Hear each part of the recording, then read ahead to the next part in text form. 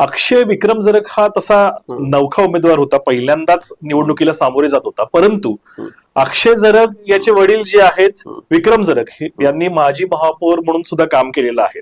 शिवाजी पेठेमध्ये जनसंपर्क त्यांचा चांगला होता. परंतु एक महत्वाची गोष्ट घडली ती म्हणजे काँग्रेस पक्षाकडनं उमेदवारी मिळाली नाही. ती जागा वाटपामध्ये उमेदवारी गेली शिवसेना उबाटा गटाकडे. त्यामुळं अक्षय विक्रम जरग यांनी अपक्ष लढण्याचा निर्णय घेतला होता, पण अंतिम क्षणी त्यांनी जनस्वराज्याची निवड केली.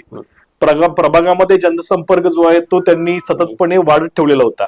खरं तर ह्या कुटुंबियाला सलग 15 वर्ष त्यांनी पराभव पाहिलेला आहे, परंतु तरी सुद्धा त्यांनी जनसंपर्क आणि जनसेवा दोन्ही चालू ठेवलेली असल्यामुळं आणि हा उमेदवार जो आहे तो युवक असल्यामुळं आणि युवकाकडून अपेक्षा असल्यामुळं आणि शिवाजी पेठेत एकंदरीत जर तुम्ही बघितला हा प्रभाग अगदी देवकर पाणंचा आहे, राजलक्ष्मी नगर इथले मतदार जे आहेत ते निश्चितपणाने सुशिक्षित मतदार आहेत.